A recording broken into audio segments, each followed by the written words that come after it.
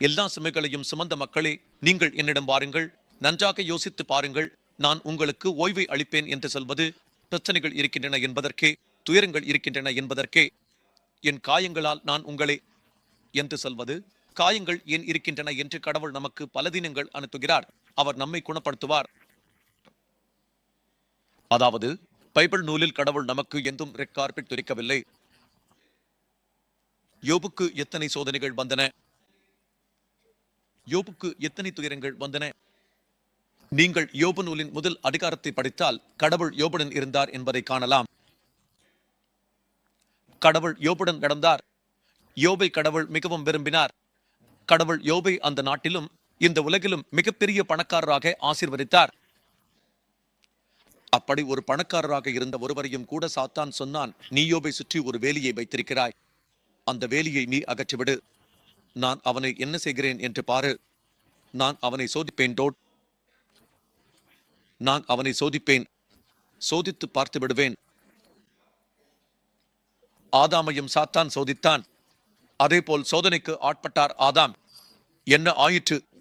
தோல்வியடைந்தார். ஆதாம் தேவனிடம் நம்பிக்கை வைக்க முடியவில்லை. ஆதாம் தேவனிடம் சார்ந்து இருக்க முடியவில்லை. ஆதாமை தேவன் எந்த தோட்டத்திலும் வைத்தாலும் அதற்கான மதிப்பை அவர் புரிந்து கொள்ளவில்லை. அந்த நன்மை தீமை அறிவு தரும் வரத்தின் கனியை சாப்பிட முடிவு செய்தார். பலருக்கு இந்த கேள்வி இருக்கலாம், இவருடைய சுத்தமான சூழ்நிலையிலும் ஏன் இப்படி சம்பவம் நடந்தது என்று நீங்கள் கேட்கலாம். அந்த பாம்பு ஏன் வந்தது என்று கேட்கலாம். அது பாம்பு அல்ல, அதற்கு முன்பு அது ஒரு ஜீவன், ஒரு விலங்கு. தேவன் இவ்வளவு அழகாக படைத்திருக்கையில் அந்த தோட்டத்தில் அந்த சம்பவம் ஏன் நடந்தது என்று நீங்கள் கேட்கும் போது, அது தேவன் நம்மிடம் வைத்திருந்த நம்பிக்கைதான். அந்த நம்பிக்கை என்றால் அவர்.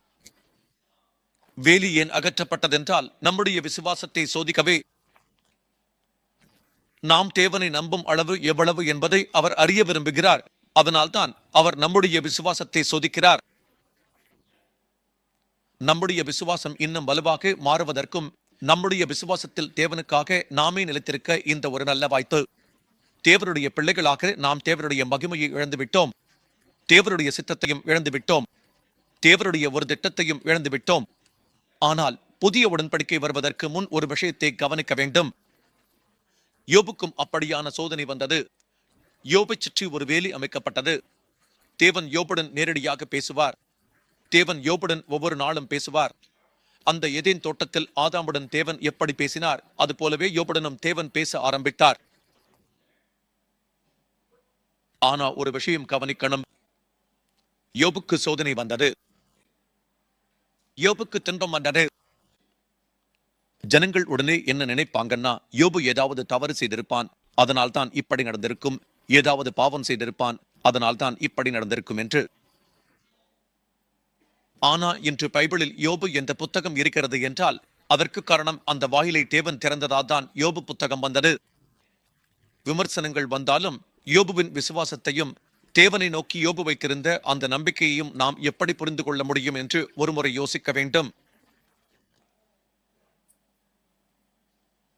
நாம் எல்லா விஷயங்களிலும் தேவனுக்கு நன்றி செலுத்துவது மட்டுமல்ல, நமக்கு கஷ்டம் வந்த போதும் மரணத்தின் பள்ளத்தாக்கில் நம்மை அவர் அனுப்பினாலும் கூட நாம் எப்போதும் நம் தேவனை வெளிப்படுத்துபவர்களாக இருக்க வேண்டும்.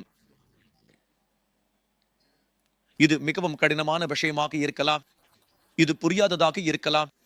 நாம் ஜெபித்த பிறகு நாம் செய்ய வேண்டியது ஒன்றே, அதாவது தேவனுக்கு நன்றி செலுத்த வேண்டும்.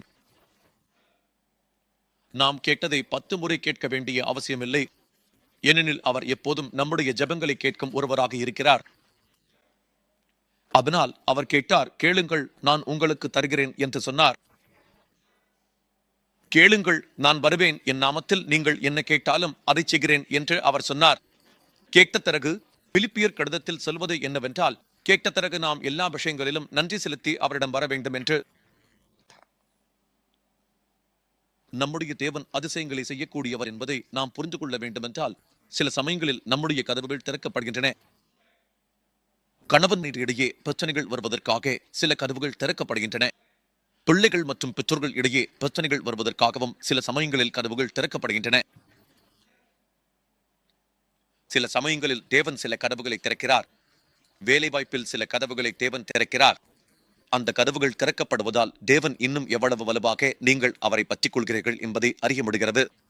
உங்கள் மேல் இருக்கும் அதிகாரி உங்களை தொந்தரவு செய்யும் போது, அவமதிக்கும் போது, பழி சுமத்தும் போது, உங்களை விருப்பமான முறையில் நடத்தும் போது நீங்கள் கவனிக்க வேண்டிய விஷயம் என்னவென்றால், தேவன் கதவை திறந்திருக்கிறார் என்பதால் தான் இது நடக்கிறது. இது நமக்கு நல்லதற்காகவே. இது நமக்கு நல்லதே. தேவன் எதை செய்தாலும் நமக்கு நல்லதற்காகத்தான். நமக்கு உலகத்திற்கு அது கெட்டதாக தெரிந்தாலும் கூட அது நமக்கு நல்லதாக மாறும். ஏனென்றால் அவர் தீமையின் பின்னால் நன்மையை மறைத்து வைத்திருக்கும் தேவன். தீமையின் பின்னால் தேவன் நன்மையை மறைத்து வைத்திருக்கிறார். அதனால் நம் பிரார்த்தனையில் உள்ள சக்தி என்றால் நாம் பிரார்த்தனை செய்த பிறகு தேவனுக்கு நன்றி செலுத்த வேண்டும். யோபுக்கு இருந்த 10 பிள்ளைகள் ஒரே கணத்தில் இறந்தார்கள். 10 பேர் பிள்ளைகள் அண்டி. பாவம், ஒரு பிள்ளையிலிருந்து 9 பேரை எடுத்துக்கொண்டாரா? ஒரே நேரத்தில் 10 பேரையும் இழந்தார் அண்டி. அப்படியென்றால் 10 பேரை இழந்த ஒரு தந்தை எப்படி இருப்பார் என்று ஒரு முறையாவது யோசித்து பாருங்கள். சமீபத்தில் எனக்கு அர்ப்பணித்தது அண்டி, அது எப்படி இருக்கும் என்று. நானே என்னை கொன்று கொள்வேன் என்ற ஒரு எண்ணம். வாழ்க்கை என்ன ஆகுமோ என்று பயப்படும் போதே, என் வாழ்க்கை முடிந்து விடுமோ என்ற எண்ணம் வந்த போதே, நாயகா ஹாஸ்பிட்டலில் பிள்ளைகளுக்காக யோசித்துக் கொண்டிருந்தேன். என் மனைவிக்காக யோசித்துக் கொண்டிருந்தேன். கடவன் எனக்கு கொடுத்த கனவுகளை எல்லாம் கையில் பிடித்துக் கொண்டு யோசிக்கும் போது ஒரு விஷயம் நினைத்தேன். இவை எல்லாம் என்ன ஆகும்? ஆனாலும் கடவன் கதவை திறந்தார். கடவன் கதவை திறந்ததால் ஒரு பிரச்சனை வருகிறது.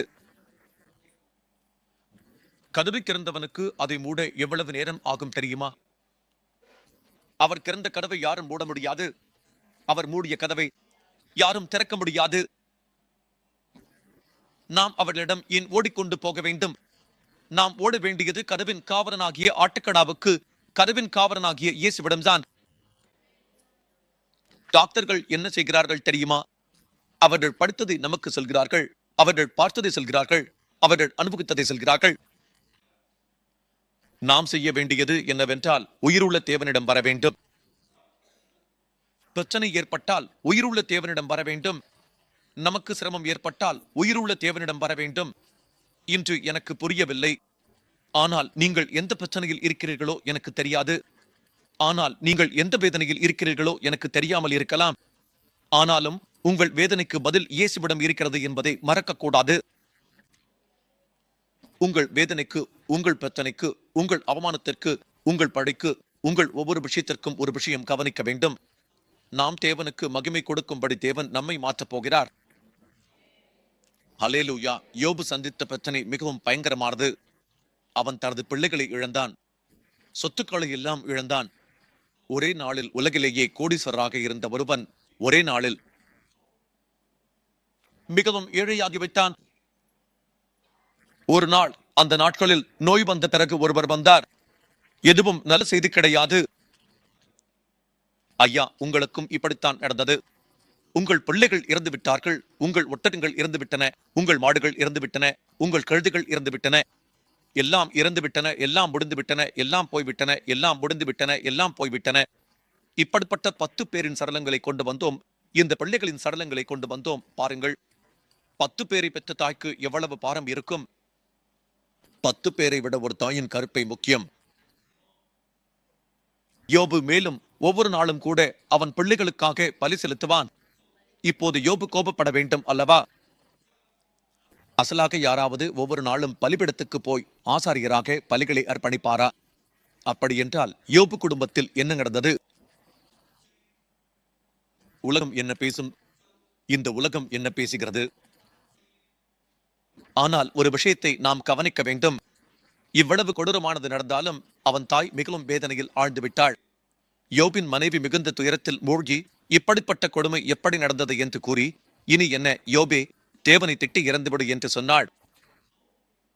இன்னும் என்ன இருக்கிறது? நம்முடைய பிள்ளைகளை இழந்து விட்டோம். நம்முடைய வீடுகளை இழந்து விட்டோம். நம்மிடம் இருந்த சொத்துக்களை எல்லாம் இழந்து விட்டோம். நம்மிடம் இருந்த மிருகங்களை எல்லாம் இழந்து விட்டோம்.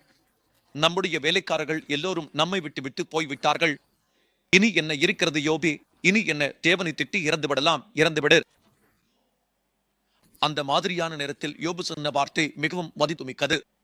யோபு சொன்னான், யெகோவா கொடுத்தார், யெகோவா எடுத்துக்கொண்டார், யெகோவாவின் நாமத்திற்கு மகிமை உண்டாகட்டும் லோட். சில சமயங்களில் தேவன் கொடுக்கிறார், சில சமயங்களில் அவர் எடுத்துக்கொள்கிறார்.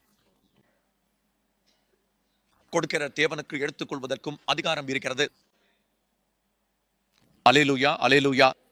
ஆனால் அவர் எடுத்துக்கொள்ளும் போது அதைவிட பெரியதை கொடுப்பார். நாம் நம்ப வேண்டும். அவர் எடுத்துக்கொள்ளும் போது அதைவிட பெரியதை கொடுப்பார் என்று நம்ப வேண்டும். அவர் எடுத்துக்கொள்கிறார். நம்முடைய கைகளில் அவர் இன்னும் வலிமையான காரியங்களை செய்வார். தேவன் நம்முடைய பிள்ளைகள் மூலம் பெரிய காரியங்களை செய்ய போகிறார். தேவன் அதிசயங்களை செய்யும் தேவன். யோகின் வீட்டில் 10 பேர் இருந்தாலும் அந்த 10 பிள்ளைகளுக்கு சமமாக அந்த முதியவருக்கு தேவன் மீண்டும் கருப்பை திறந்து அவர்கள் இருவரும் சேர்ந்தார்கள். மீண்டும் என்ன நடக்கிறது என்றால் கர்ப்பமாகிவிட்டார். அந்த அம்மா முதியவள் வேறு ஒரு பெண்ணின் மூலம் பெற்றிருந்தால் பரவாயில்லை. சரி, மனசு இல்லாதவளாக ஒருத்தியை கொண்டு வந்து அவளின் மூலம் பிள்ளையை பெற்றிருந்தால் பரவாயில்லை. ஆனால் தேவன் அப்படி செய்யவில்லை. இங்கே வாசல் மூடப்பட்டதோ அங்கேயே தேவன் மீண்டும் வாசலை திறந்தார். இப்போது அந்த 10 பிள்ளைகள் இங்கே இருக்கிறார்கள். அந்த 10 பேர் பரலோகத்தில் இருக்கிறார்கள். மீண்டும் தேவன் அவர்களுக்கு 110 பிள்ளைகளை கொடுத்தார் என்று சொல்கிறார்கள். அந்த முதுமையில் யோபின் மனைவி மீண்டும் பிள்ளை பெற்றதை தொடங்கினார். எதை இழந்தார்களோ, எதை நஷ்டப்படுத்தினார்களோ, மீண்டும் மேலே வர முடியாது அந்த இடத்தில் தேவன் யோபை இரட்டித்து ஆசீர்வாதத்துடன் அனுபவிக்க வைத்தார் என்று சொல்கிறார்கள். இரட்டிப்பு ஆசீர்வாதம் அளித்தார் என்று சொல்கிறார்கள். நம்மை இரட்டிப்பு ஆசீர்வாதம் அளிக்கும் தேவன் இருக்கிறார். நம்முடைய குடும்பத்தையும் இரட்டிப்பு காலமாக்கினால் இந்த காலத்தில் தேவன் நம்மை பெருக்கி ஆசீர்வதிக்கப் போகிறார். அவர் பெருக்கப் போகிறார். அர்த்தம் ஆகாது. தேவன் செய்கிற செயல்கள் அர்த்தம் ஆகாது. தேவன் செய்கிற காரியங்கள் அர்த்தம் ஆகாது. தேவன் செய்கிற விஷயங்கள் அர்த்தம் ஆகாது. ஆனாலும் நாம் கவனிக்க வேண்டியது ஒன்று இருக்கிறது. அதாவது நாம் தேவனை நம்பியிருந்தால், நாம் நம்முடைய தேவனை நம்பிக்கை வைத்தால் அவர் இல்லாததை இருக்கிறது போல் ஆக்கும் தேவன் இருக்கிறார். அசாத்தியமானதை சாத்தியமாக்கும் தேவன் இருக்கிறார். அந்த சாராவுக்கும் அபிராமுக்கும் தேவன் வாக்குத்தத்தம் அளித்தார். எத்தனை ஆண்டுகள் அந்த வாக்குத்தத்தம் அளித்தார்? 75 ஆண்டுகள் அபிராமுக்கு தேவன் வாக்குத்தத்தம் அளித்து, நான் உன் கருப்பை ஆசீர்வதிக்கப் போகிறேன் என்று சொன்னார். நான் உன்னை ஒரு பெரிய ஜாதியாக ஆக்கப் போகிறேன். பூமியில் உள்ள ஒவ்வொரு வம்சமும் உன் மூலம் ஆசீர்வதிக்கப்படும். ஒரு பிள்ளைகள் ஏதும் இல்லை என்றால் என்ன சொல்கிறார்? பூமியில் உள்ள என் ஒவ்வொரு வம்சமும் உன் மூலமாக ஆசீர்வதிக்கப்படும். எதையும் ஏற்படுத்திய நேரத்தில் தேவன் வாக்குறுதி அளித்தார் என்றால் உன்னிடம் எதுவும் இல்லை. ஆனாலும் பூமியில் உள்ள ஒவ்வொரு வம்சமும் உன் மூலமாக ஆசீர்வதிக்கப்படும்.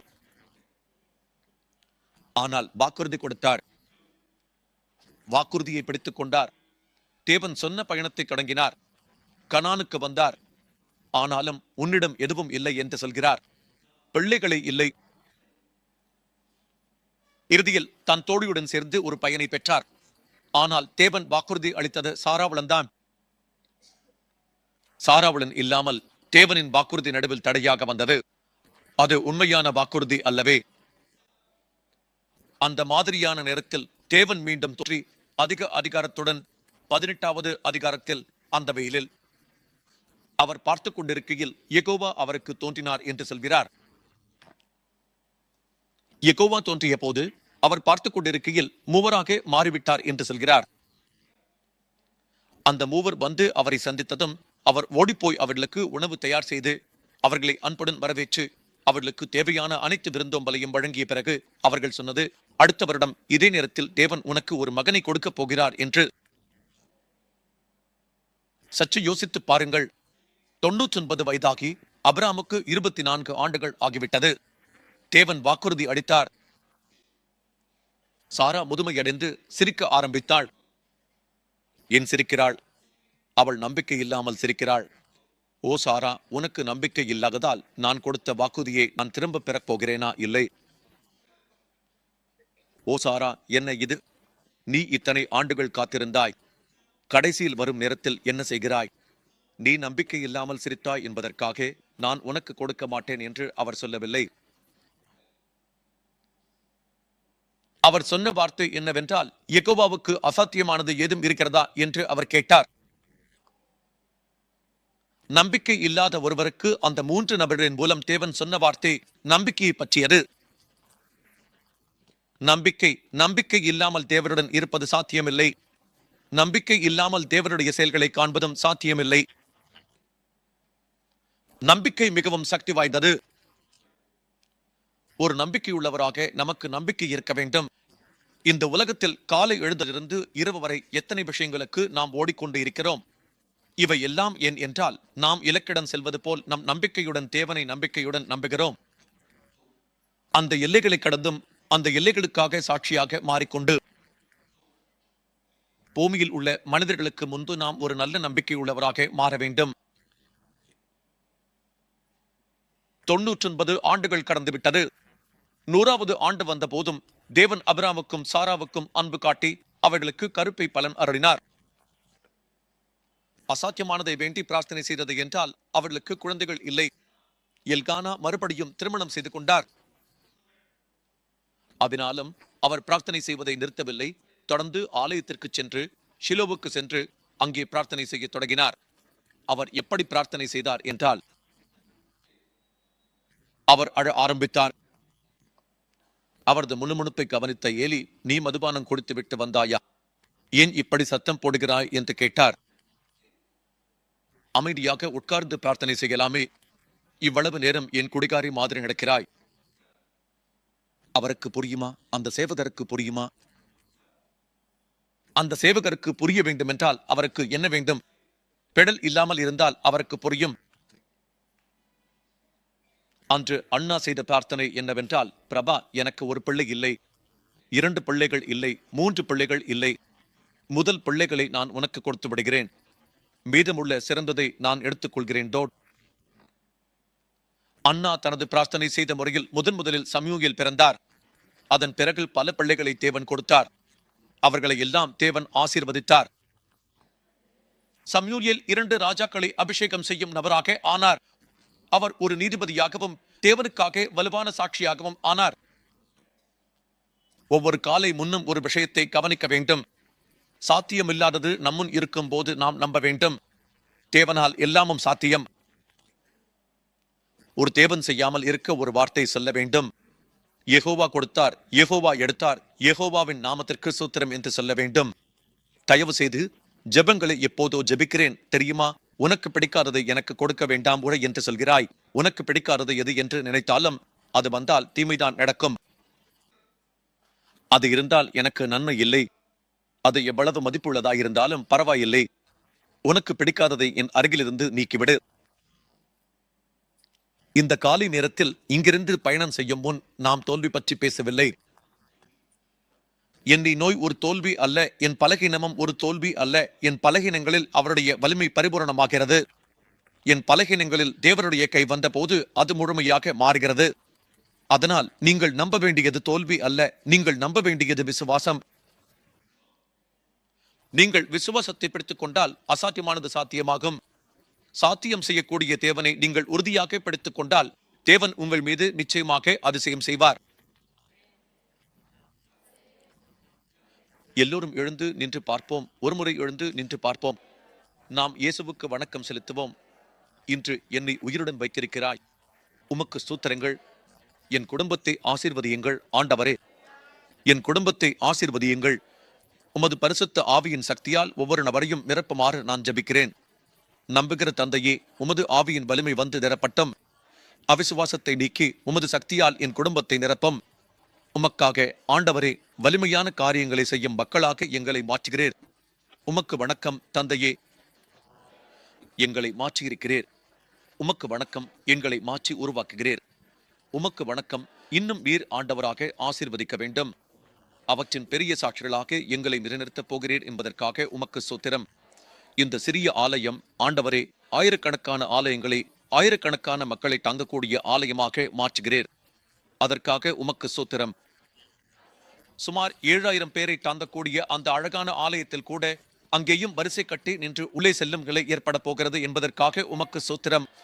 கதவுகள் மூடப்பட்டு இங்கே இடம் இல்லை என்று சொல்லி வெளியிலும் காரிடாரிலும் கூட மக்கள் நிரம்பி நிற்கும் அளவுக்கு ஆண்டவரே புதியதாக எங்கள் மாவட்டத்திலும் இதை செய்ய போகிறீர் என்பதற்காக உமக்கு சூத்திரம் தந்தையே.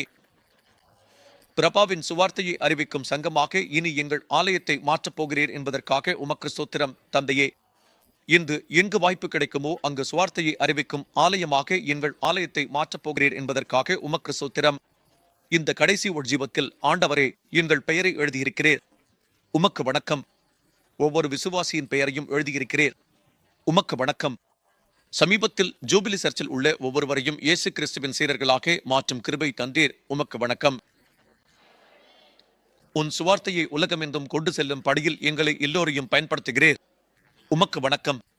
எங்களை எல்லோரையும் பயன்படுத்துகிறீர், உமக்கு வணக்கம். நாங்கள் எதுவாக இருந்தாலும் அது உமது கிருபையால் தான் ஆண்டவரே. எனக்கு கிடைத்த அனைத்தும் உம்மால் மட்டுமே. நீ இல்லாமல் எதுவும் கிடைக்கவில்லை தந்தையே. நீ இல்லாமல் எதுவும் கிடைக்கவில்லை தந்தையே.